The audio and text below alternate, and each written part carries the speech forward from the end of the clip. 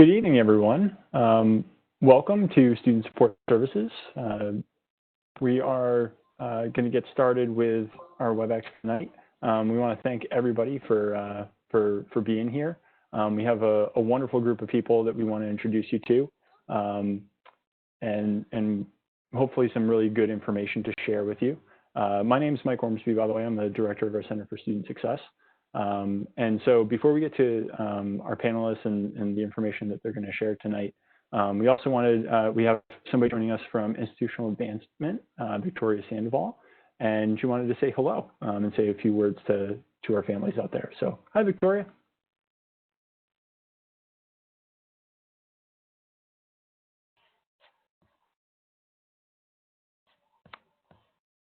And there we go. There we go. Okay, perfect. My mic is working. Thank you. Thanks, Mike.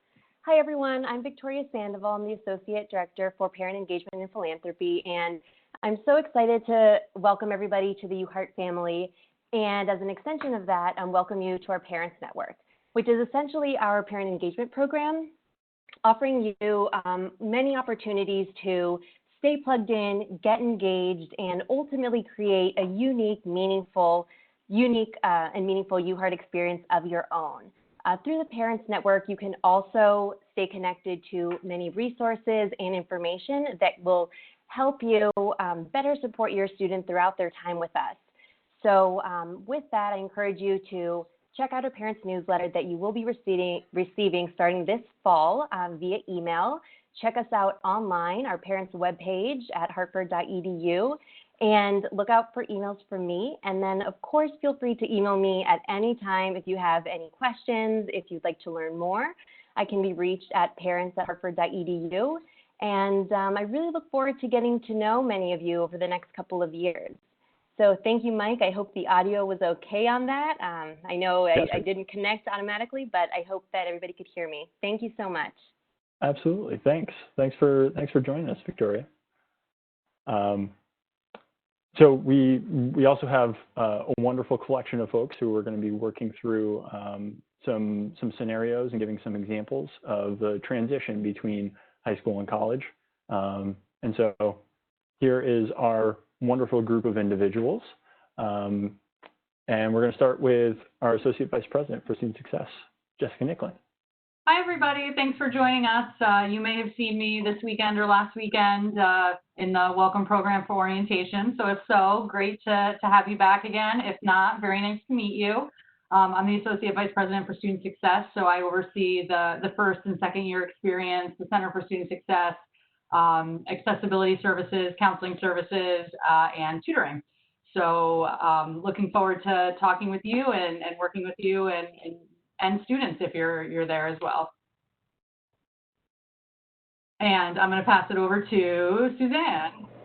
Hi, friends. It's so great to be on video with all of you. I want to take this opportunity to welcome all of you to the University of Hartford. We are so excited to have all of you join us and are so much looking forward to this year. I hope you find this time with us helpful. We're going to review lots of information for you and your students in regards to support. I've been here 25 years. I am the Assistant Vice President for Student Success. I work closely with Jeff in some of the departments that she mentioned. We also oversee health services. My main focus is health and wellness of our students and all the aspects of it. Like I said, because I've been here for so long, I know so much. So feel free to ask any questions that you want, and we'll go from there. So it is my distinct honor to now pass this over to Dr. Jeff Burda. Oh, boy. Jeff. What an introduction. Hi, everybody. Thanks for chiming in tonight and participating. It's good to have you here. My name is Jeff Burda. I'm the Director of Counseling and Psychological Services, also known as CAPS for short. I like you to think of us as the therapists on campus. So we're the mental health specialists. We provide a lot of support for students in group therapy, individual therapy, a couple of things you want to keep in mind and remember is that your services are covered under your tuition fee, and so there's no out-of-pocket additional cost. We don't interface with insurance companies, so as long as CAPS is treating either you or your student, you don't want to have to worry about insurance. Our services are confidential, and so for students who are over 18, just like any other therapist out in the community, without a release of information, we can't talk to anyone, including parents. The trend is over the years, and this is a national trend, that more and more students are seeking counseling services, and that's certainly the case at UHart. And we look forward to saying more about services down the road in a few minutes. Thanks. And I'm passing it back to Mike. Is that right? And it only took me a couple of minutes to forget that my mic was muted. Yes, yeah. So hi, everybody. Like I said, I'm the director of our Center for Student Success. We have, amongst many other services in our office, we have our 13 professional first-year advisors. So all of the parents and families out there, your student is going to have a first-year advisor who teaches a US 190 class that allows them to meet once a week and have a check-in, but also share some really important and valuable information about the university and talking about just general transition issues and at certain particular key times. So, leading up to the time of registration, they're going to talk to students and prepare them for how to register for classes. At certain points where certain things are due, or at certain points during, leading up to midterms or finals, we'll talk about, typical stress management and study style suggestions. So things like that. So it's meant to be a class that kind of guides you along with what you need during your first semester. And it also provides an opportunity to build that relationship with their first year advisor. And so our staff is available to you and your student to be able to answer really questions at any point. So it doesn't have to be during that class time. It can be during their office hours, and they're welcome to just stop by and stop by the CSS, or they can schedule appointments. They can schedule regular appointments. So it's really kind of an as needed. And we'll talk a little bit about some of the other tools that we use in order to kind of round out that relationship. But they're a really great group of people. And one of the reasons, so we just finished our first year in that structure. And so one of the great things about our first year advisors is that they also fulfill a number of other services for sophomores through seniors as well, but also to be able to help with certain things. So one of the reasons that we made an adjustment for that structure is in the past, it might have taken multiple people in order for a first-year student to change a course. And now, because their first-year advisor is so accessible and available to them, it can be done all in one shot. And they can provide a lot of other information related to balances and payments and things like that. So it's really meant to be a one-stop shop and to make things a lot easier for our students. So that they get to go to one place, talk to one person, and get a lot done. So that's a little highlight of our office. I think we're going to talk a little bit more about that a little bit later. But we wanted to first get kind of a read of the room. So I'm going to open up a couple of questions for everybody, and I want you to think about. So this being a potentially mixed audience of students and or parents and or family members, we want you to think about, if you're a student, what gets you excited about the fall and attending fall, and then what would be a challenge, and same thing for parents. What do you expect to be something that you're excited about or that your student is excited about, and then what would be a challenge for them as well. So we're going to open up that poll, and panelists, can you guys see that? Awesome. I know the time is 5 minutes, but we're not going to, we won't leave it up there for 5 minutes. But we wanted to take a look and see what people are saying and what the responses are.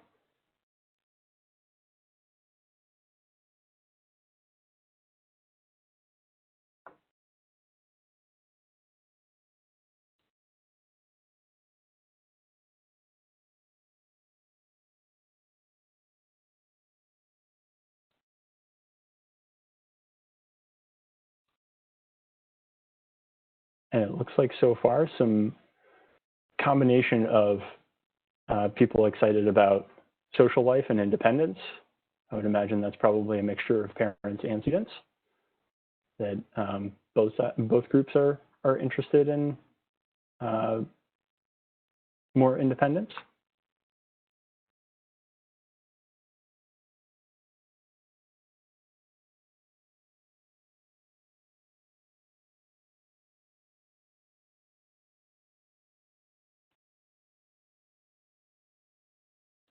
And then a few people saying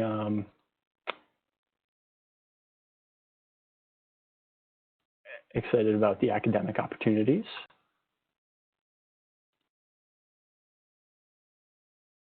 So I'll give you a couple more seconds.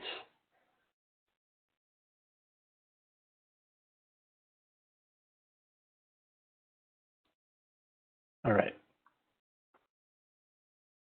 And we'll see what we got for poll results in a few seconds. This is actually my first time doing a live poll through WebEx, if you can't tell. You're doing great, Mike. Good job, Mike. Thanks. Good job. We're all about positive reinforcement around here. Yeah.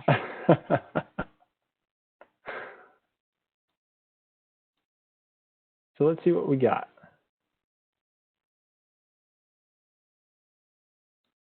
Taking just a minute to load.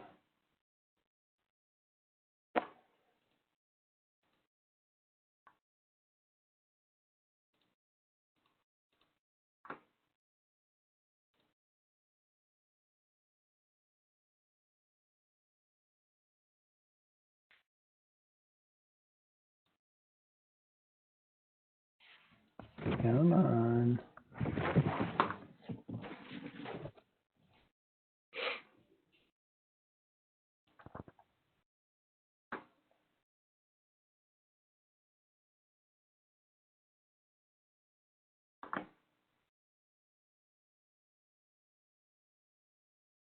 So it's looking like combination of, if I had to put it into categories,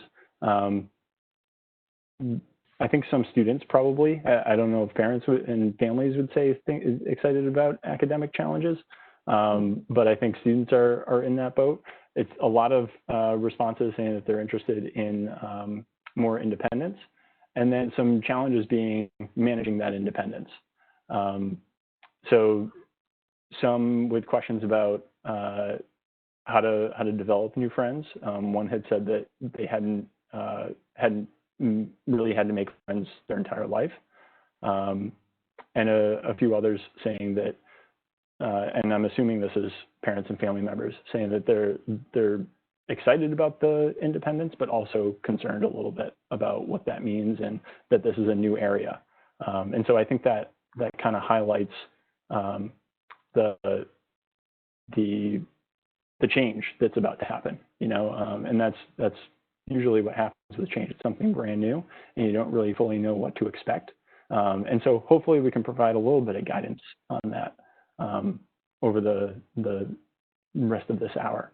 So, and kind of going along those lines, and this being a really big transition, a lot of change happening, we wanted to talk a little bit about parents' expectations, family expectations, students, and really encourage you all to think about this, think about the transition that's happening. And one of the things that, speaking from, we've all been doing this a little while. And so we see, really some common occurrences happening over the course of the first year and during this transition. And I think one of the things that sticks out to us is, encouraging, parents, family members, support systems of students to recognize an interest in a change in moving from an advocate, someone who has, we see a lot of family and parents, taking the lead on talking to teachers and administrators and, really advocating for their student, and rightly so. And that's been the thing that people know. And knowing that it's a huge transition for students, parents, families, now that they're moving on to college, we're going to be directing most of our information to students. One of those kind of key points is using their Hartford email address as a main way of communication. That is our primary way to communicate out information, and that's going to the student. And I have a feeling, based on some of our responses, I think some parents and family members are a little nervous about that. But this is part of part of the change, and part of this developing new autonomy. And so in doing that, expectations for us as a university, and as we'll talk a little bit about later on in terms of FERPA and really federal regulations, is that in some parts, in some ways, it's also leaning on the law that we're required to treat the student as the main point of contact. And so we want you to start thinking about the shifts that are going to happen, what we're both required to do, and the fact that we very much want to encourage students to become their own advocate. And it's not an overnight change, but it's something that we're focused on and want to encourage that out of students and families. And so one of the things that we've also seen be really successful in transitions and how families and parents can support their students is shifting from a mindset of advocacy and doing things for students and communicating for students to developing those skills of empathy and empowerment and encouragement. And really, those tend to be the most prominent tools that are going to allow students to be their own advocate. And be able to learn how to manage those situations. Really, I think what we hear a lot from parents is that they've instilled really good skills in their students, and this is the opportunity for them to start using them and for that to shine. And then, of course, ask for help. I mean, we're here not just for students, but for parents and family members too, so that if you're worried about how do I I know what I've done before in order to help my student in K-12, and I'm not really sure how to do that now, or this is the problem, and I know how I would normally solve it, but now my student has more independence. I want to know how to get them to do what they need to do. And we're happy to help with that, talk out situations, provide examples and suggestions. And sometimes there's things that we can do in the background to be able to help with those situations too. So hopefully that sets a little bit of the stage for what we're going to talk about.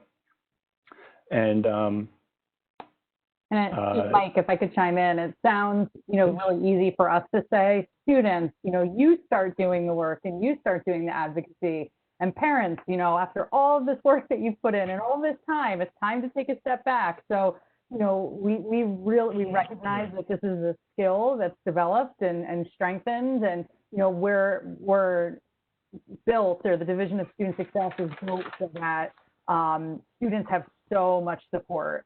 So they're not going to be going at this on their own. They're going to have their first year advisor. They're going to have a whole host of resources at their disposal, at your disposal.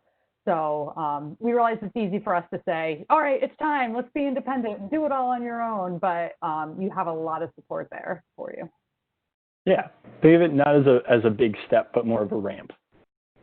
Hi, it's Suzanne. I often say that in my conversations that I have with parents and sometimes even students, is that just a few weeks ago, your son or daughter or even students, you were graduating from high school. And so you were viewed as a child, and your parents are doing a lot for you, or maybe not. And so now, a month later, we're looking at you not as a child, we're looking at you as a young adult who now has lots of responsibilities. So just in 4 weeks, there's this major a shift in how we're asking you to think. And that can be really difficult and sometimes a hard pill to swallow for a lot of parents. And so as we go through these slides this evening, really think about your own family, your own situation, your own student or students, your own personal experiences, and really try to think about how this will impact you, and then talk about it as a family once the session is over, or if it's late and you're ready for bed, have the conversation tomorrow. But we do really encourage you to think about all of these things as it relates to you, because no one story is going to be the same.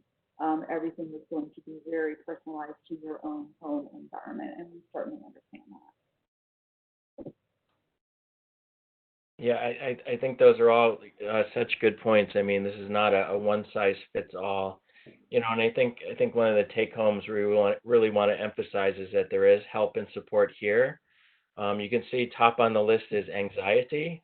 So we're not looking to cause anxiety where there isn't any, but we could certainly, I could take a good guess and imagine that students and parents and families, as the date approaches, might be feeling stress, might be feeling more anxiety than usual, fear even. And so what I hope you walk away from is that, this is all normal, it's expected. And really the good news when it comes to anxiety and stress is that it's workable. And that anyone who works with college students, anyone here on this panel or anyone else that you'll talk to, really works with students at some level in helping them to manage their stress and their fear and their anxiety.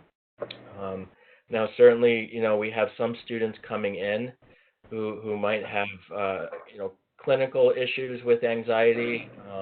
We have some students, of course, along the way whose anxiety might worsen, or it might affect their functioning or interfere with the basics of self-care, including academics.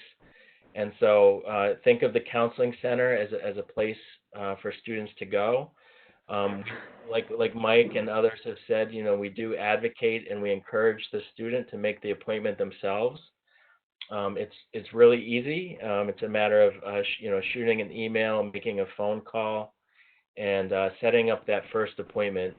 Once that first appointment is made, your student will meet with a therapist, and after an hour or so, we'll come up with a good plan moving forward. People ask me sometimes what's the most common, I guess, issue or concern that we see at CAPS, and we have numbers now, and so we haven't always had data, but 80% of students are complaining of some form of anxiety or stress that they want to address. When you're looking at the slide here, there's comments about uncertainty. And so, we know that at the core of anxiety and fear is usually a lot of uncertainty, not knowing what the future holds for ourselves or loved ones. And the shift to college, of course, encapsulates that and can be filled with that. I think it's worth mentioning that people right now are maybe feeling particularly unsettled or having fears of uncertainty given the nature of what's happening around the world. And so again, all normal, all expected. One of my mantras, and I try to put into practice myself, and I think this is what Suzanne was getting at with, it could feel overwhelming, but Jess was saying it too, but this isn't a process that's going to happen overnight. It's going to take time. And so encouraging yourselves and your students to really slow down and give yourself time, quite frankly, to make mistakes, to get it wrong, and then to pick yourself up and move forward. Not looking at perfection. Really, I encourage students when I sit with them, some of the ways to help mitigate or manage anxiety really is to, gather information, educate yourselves, ask questions, plan ahead. Some might be natural people who plan ahead. Some might not be. Maybe a skill that is worth developing. But look at your class schedule ahead of time. Get a calendar. Figure out where things are located. Things like that. And really, I really encourage students to do their best to stick with the basics. Starting off, meaning, try to keep your eating habits in check. Try to keep sleep in check, which can be notoriously hard at college, we all know. But just, basic self-care, hygiene, and really staying connected to the best you can with friends. Somebody had a comment or a concern about making friends, and that could be a learning curve as well. We're all aware that the social aspect of college is really important and could be a really big important help to managing anxiety and just overall good mental health. So those are some of my 2 cents. A lot of these themes will come up again as we move forward.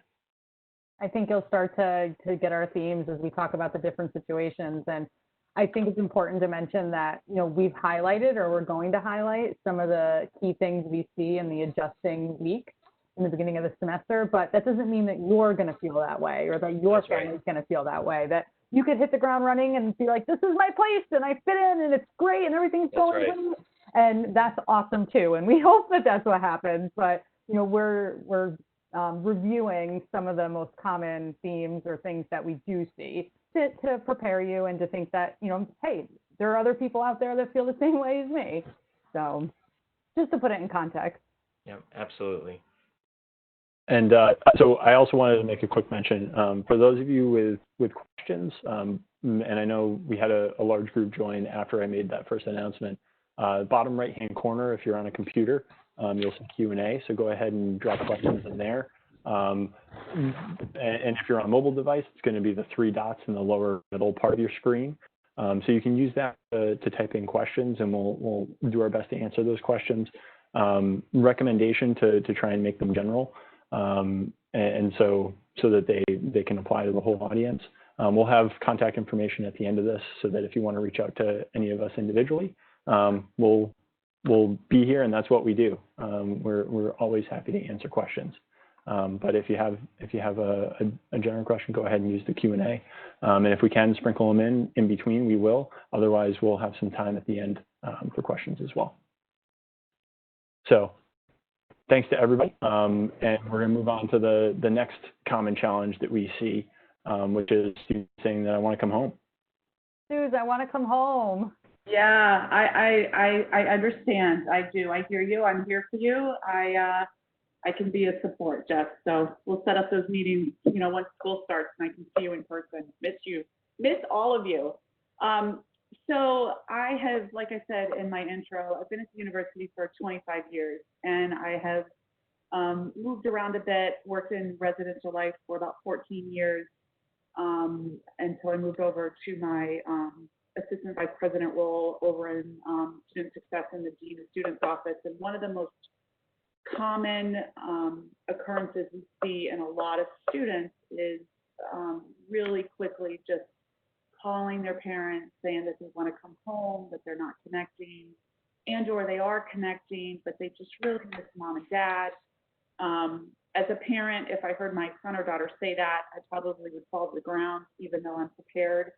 But it's something that we see quite a bit, and that doesn't necessarily mean that parents need to come get them and that they need to withdraw. It's tough moving away. We anticipate it's going to be even tougher moving away this year with everything that's going on. So I want to just touch on this a little bit about what parents you can do for your student, and students what you can do for yourself if you find yourself in a situation where you get here and you're just, for whatever those reasons are, you just want to go. So I just want to spend a little bit of time talking about what you as a family can do if this happens. And again, I'm going to strongly encourage students that are attending this are going to roll their eyes and say, this is kind of silly, but it's not. Talk about what you're going to do if this happens so that you have a plan in place should you get that call, mom, and or dad, that Johnny wants to come home. So what can we do? Well, the first thing I want all families to understand is that it's tough to do anything different. And really what we want to help students do is build their level of resiliency. And this does not happen overnight. Well, what do I mean by resiliency for students that may not understand what that word means? It really means the strength to get through a really tough situation. In this case, it would be homesickness. Really trying to get through with a lot of support.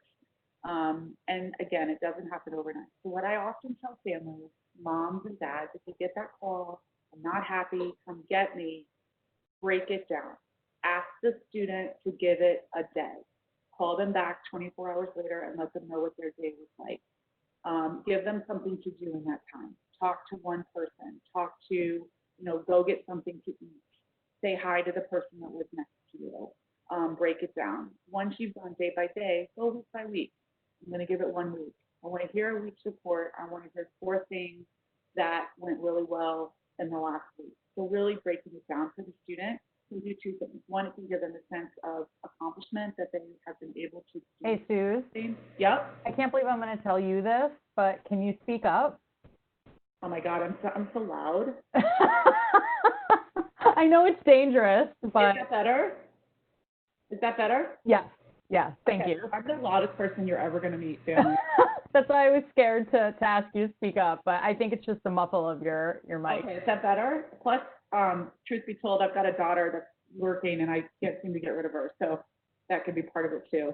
So I apologize. So really just taking it day by day, taking it week by week, accomplishing goals to get through is really going to help build that resiliency, build your strength, and help you through some of those really difficult challenges that might want to force you home.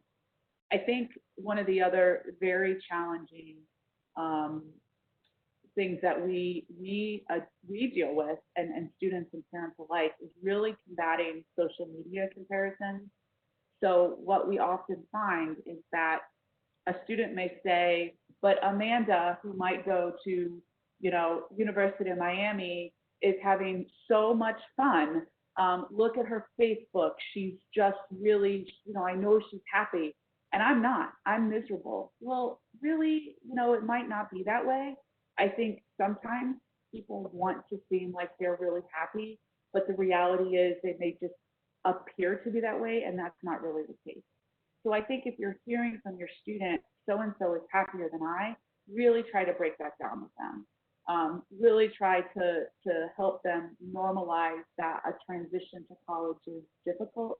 Not everybody's experiences are going to be the same, and that you really want to try not to compare experiences over social media. I always tell students when they come to see me, so-and-so's happier. I said, I didn't even have social media when I was in college. There was no Facebook. There was no, I think, cell phones were, I'm old. Cell phones were just coming around. And so, there are other ways that we can help with the, gaining that experience without always turning to social media. So it can be a friend, but it can also hurt us when we're really trying to stand on our own two feet. So that's just something to think about. I also think, Mike, do you want to go to the next slide? Does it give another social media comparison, or is that good? So there's this one. Yeah, that talks about generational difference. Yeah, I had to make a mode. So that's so true. Is that this is the reality that we live in today, between Twitter and TikTok and Facebook and Insta. Is it Insta? I'm so proud of myself. My son taught me Insta. So my high school students taught me Insta. So I think we're all, we're all struggling and not struggling. I think depending on the family with social media, depending on what that is. So parents, I'm going to focus on you for just a second. What can you do to help? If you know your student is really struggling, I'm going to really encourage you that this would be your opportunity to help your student build some resiliency.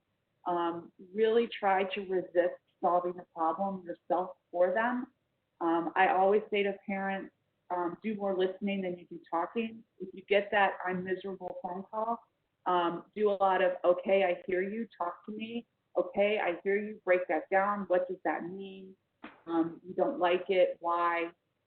Because you might find that it's not that they don't like it, it's just that they just don't know what to do. And so giving them options of how they can get involved, encouraging your student to take action, connecting with other students, connecting with a resident assistant or an advisor in the Center for Student Success, getting involved in a club or club sport, seeking out support, have them go to the Center for Student Success, have them come see us in counseling and or the Dean of Students office so that we can sit down with them and do exactly what you're going to be doing. So in a sense, we're going to put a team of support around your student, and we're all going to be looking at the same goal, getting them connected, getting them involved, getting them excited about what's coming down the pike, and they're going to be okay.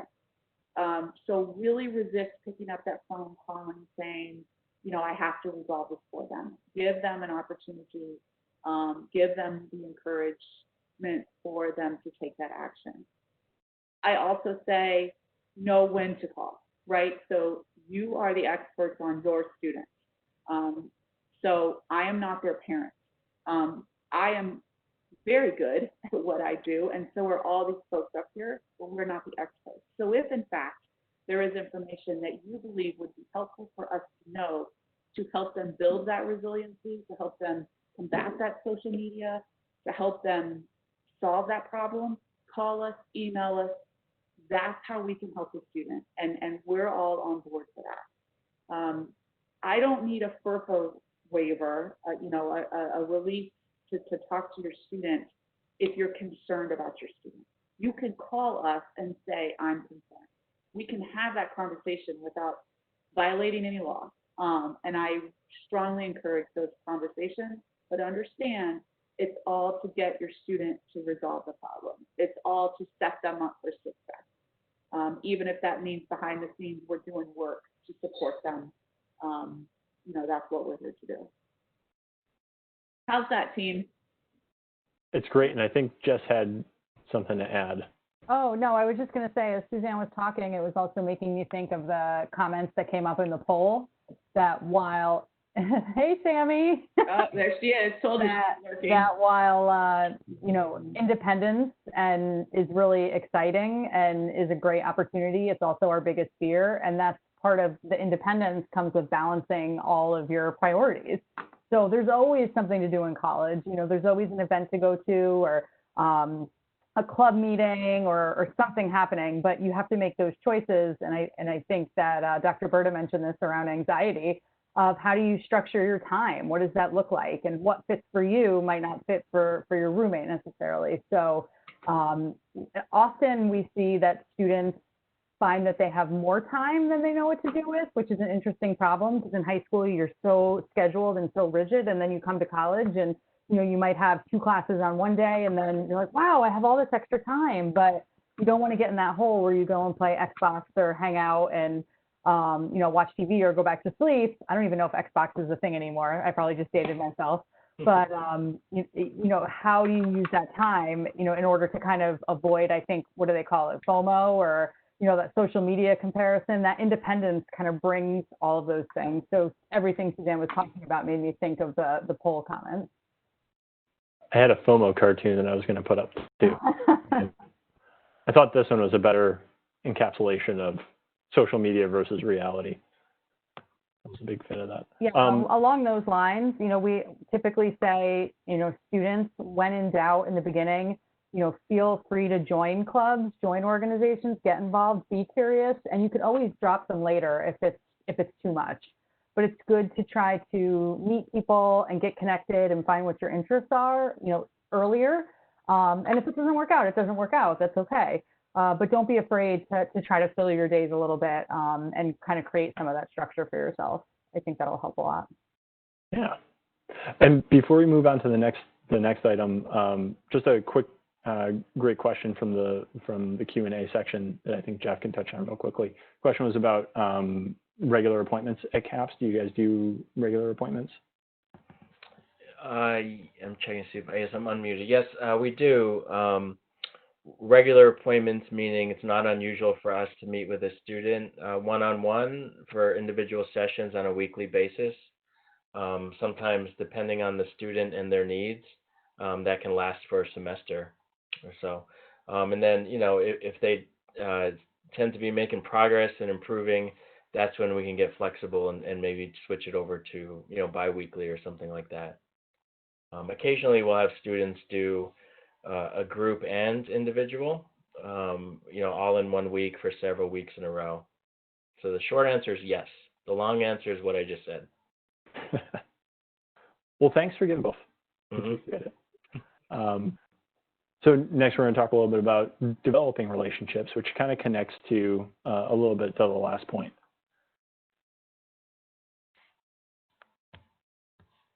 And so, Jess, anything to share? You're like, take it away. Which one of you? So I put this in the comments, but students and parents, when in doubt, css@hartford.edu, call us or email us. We'll know who to connect you with. So one of the, we're so proud of all the resources that we have, but on the flip side of that, it's like, okay, who do I call for this, for this, for this? You can always go to CSS for your billing questions, for your res life questions, your CAPS or your any academic questions, and we will be able to get you connected or get the information that you need. So it's good to just know that you have a solid home base to go to. So developing relationships. So I know you're eager to make friends, you're eager to meet your faculty, but also that can be kind of daunting and scary.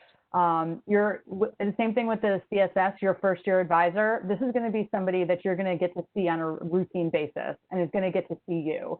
So while we want you reaching out, we're also going to notice students if you're not showing up to your advising class or if you're not showing up to your classes, we're going to know and we're going to come find you because that's so important. It's important for us to be doing our job and make sure we're supporting you when you need help, but it's also important for you to be coming to us and letting us know that you need help. So CSS and your first year advisor. Get to know that person, go to your advising class, and parents, make sure that your students go to the advising class, get to know the first year advisor, because that's going to be, again, your solid home base, your person who's going to be able to take care of you and help you during that transition. And real quick, the ask for help, sometimes students don't really know what to ask.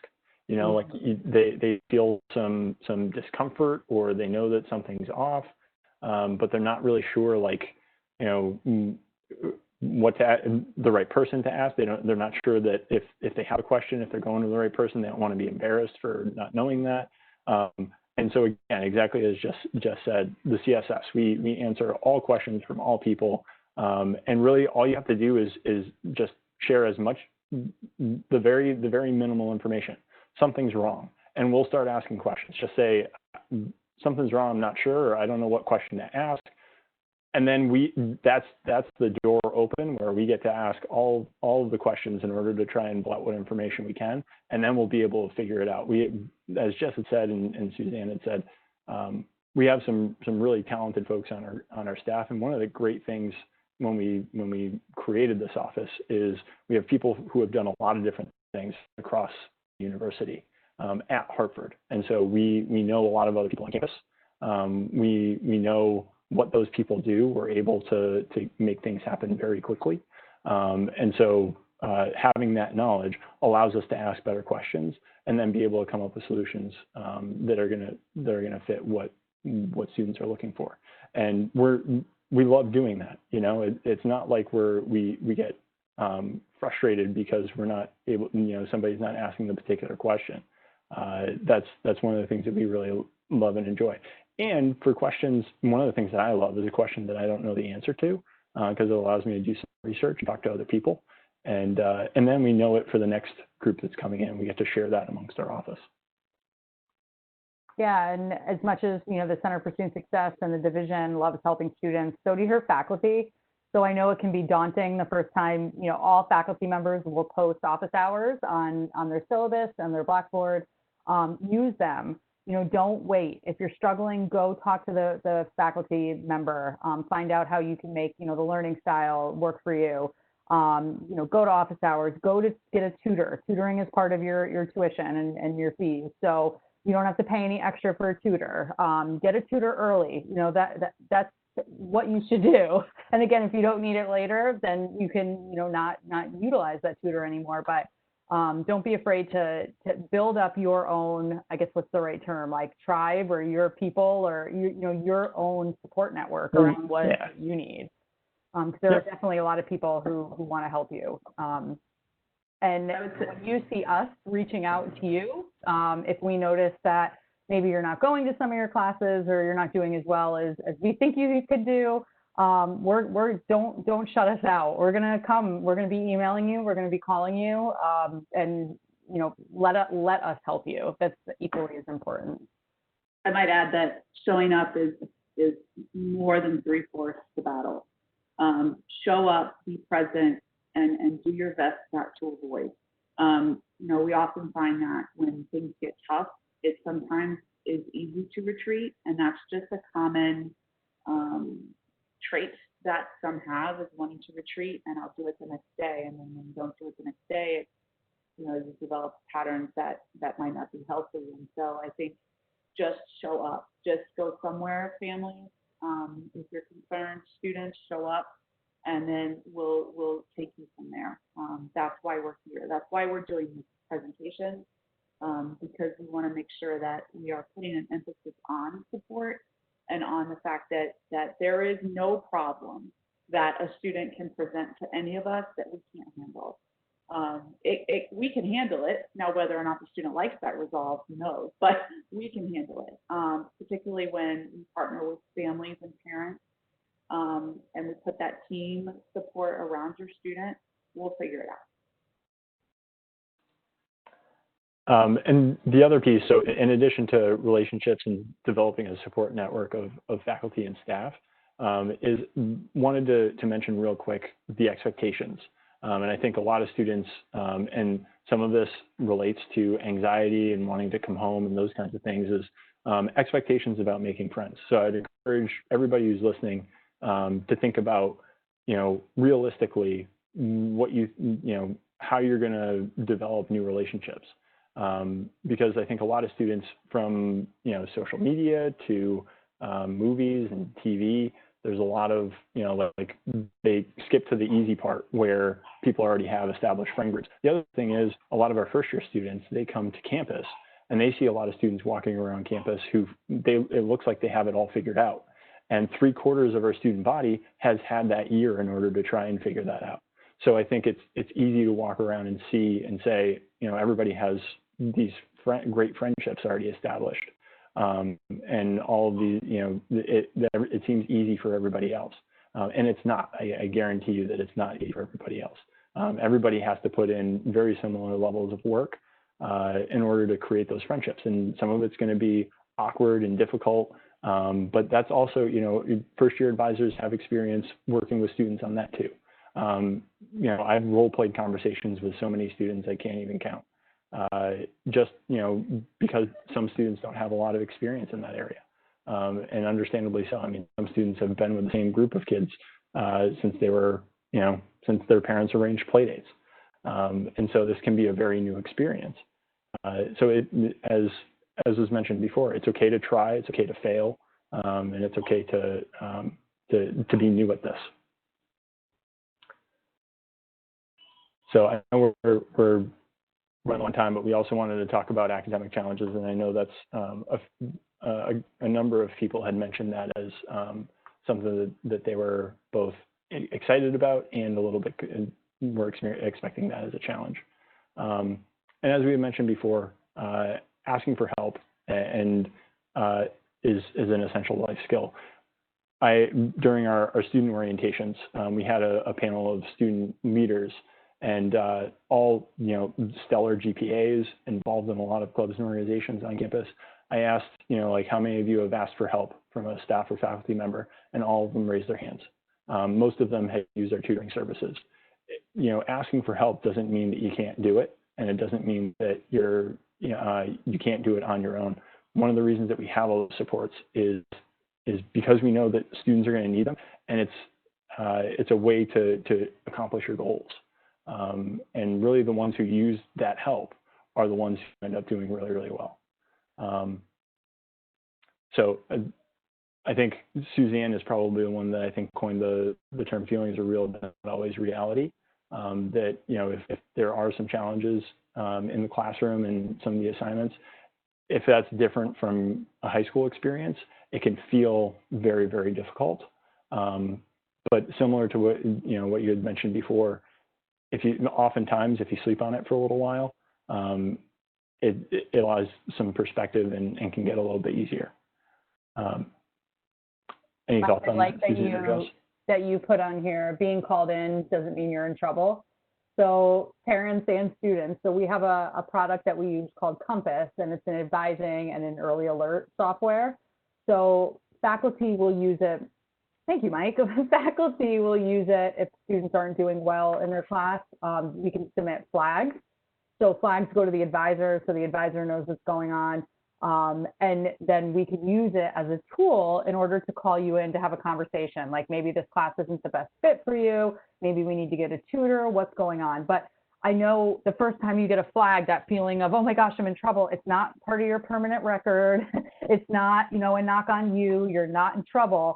But that's what we use in order to be able to alert you and to alert your advisor that, hey, we need to have a conversation. So don't ignore them. You know, I feel like that's been part of the theme is, you know, if you get a flag, don't close your computer and shut down. You know, take that offer from your advisor to meet. And again, no, you're not in trouble. We really want to help you. Compass also allows us to submit what's called kudos. So you probably will get much more positive feedback from your faculty than you will flags. So that's exciting too. Students, when you receive a flag from your professor and it goes to your advisor, these do not go to your parents. And I know that can be a little bit unnerving for parents to, you know, I think about my own children and Power School and being on there every day checking my middle school, you know, his grades, and, you know, that's a thing of the past now. And unfortunately for us parents, we have to let go. It's an exciting opportunity too to give your students an opportunity to kind of manage their academic piece. I will tell you though that if there is a release, and we're going to go into that in just a second, and we believe that your student is heading down the path that is unhealthy for whatever the reason, we'll call you and talk to you about that. But really, this is an opportunity for your students to adhere to what we're saying. Come in and talk to us. You're not in trouble. We care about you. We want to see you be successful. We're invested in your success just as much as you are. And in fact, you should be more invested. So we care, and that's part of it. So I hear that. I don't want to go see you because you might call my parents. Well, not necessarily. And in fact, if we can resolve it, there's really no reason to get your parents involved, because you have now built that resiliency and you are taking action. You're the one who's taking action, which is what we want to see from you. Mm-hmm. Yeah, and one of the things that we never ever want to see, and I was associate dean in College of Arts and Sciences for a few years, and we don't want to get to a case where at the end of the semester there are a bunch of bad grades and nobody ever called a parent. You know, that we want to work with students first, but if, like Suzanne said, if things start feeling like, you know, they're not getting better and we need to bring in a team, we're gonna get in touch with parents. So, yep. Definitely. And so, just real quick about our Compass, using Compass as a tool, and mentioning the centralized tutoring center, and the example that I gave before. A lot of, you know, I think tutoring gets a bad rap that it's for students who aren't doing well, might have failed something, and don't get it and have a hard time getting it. And that's not the case in the least bit. It's there in order for you to accomplish the goals that you have. And there's a healthy number of students who use tutoring who have 3.5 to 4.0 GPAs. And it's really just an additional time to be able to spend on topics, hear it from somebody different from the faculty member, explain it, and spend some concentrated time working on those topics. So, you know, certainly there are students who recognize they're struggling with classes and need help too.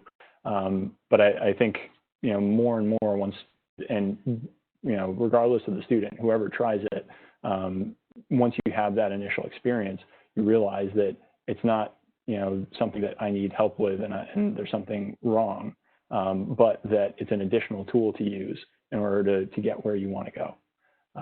So I encourage you not to get to this point.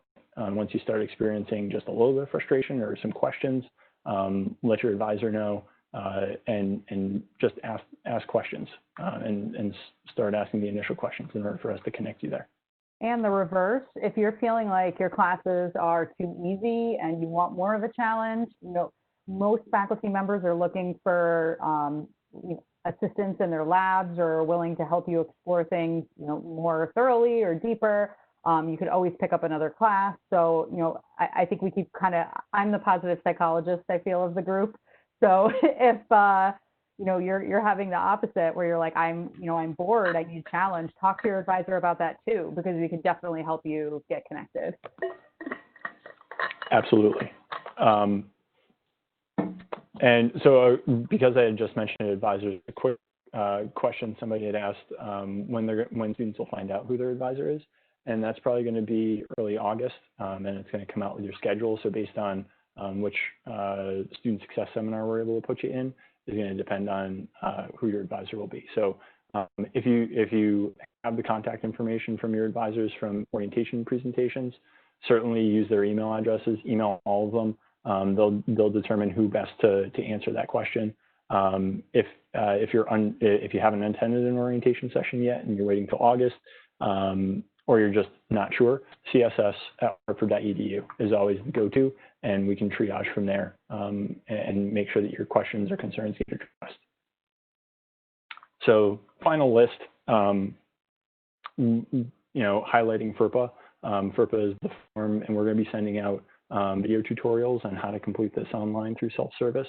But FERPA is the document that allows for if a parent or family member calls and says, how much does my student owe, and how much do we need to pay in order to pay the bill, or how's my student doing academically? They mentioned that they're having a concern in a particular class. We want to know how they're doing.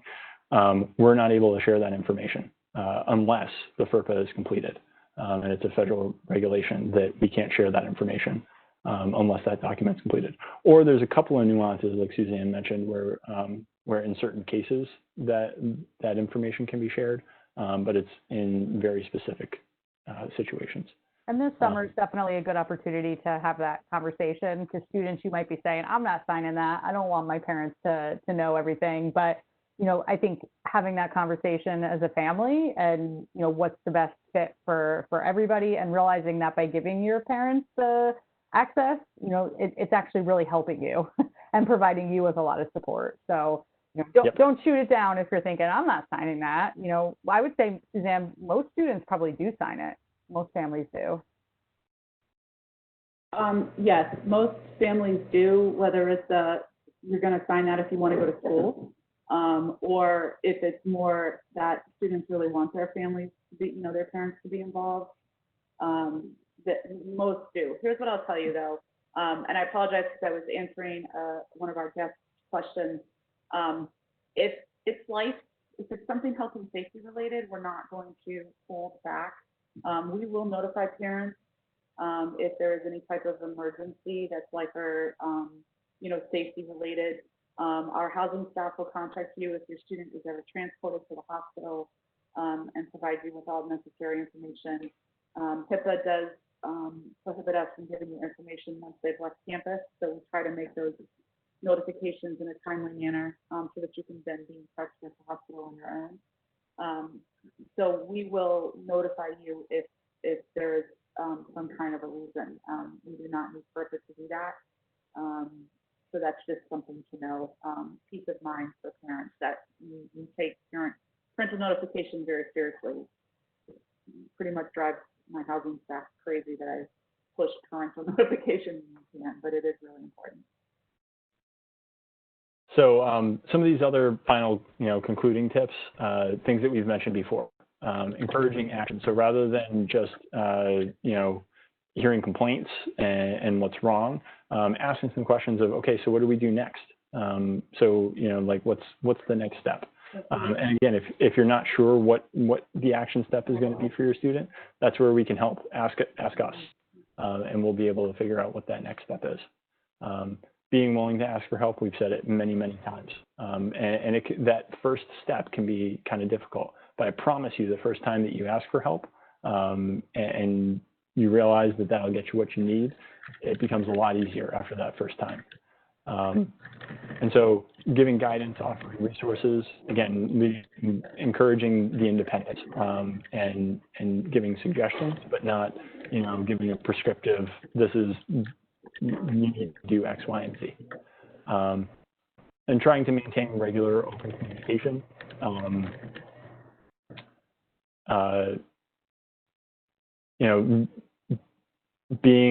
Going back to listening to your student, and this also kind of connects to being patient with yourself and your student, and students being patient with yourselves.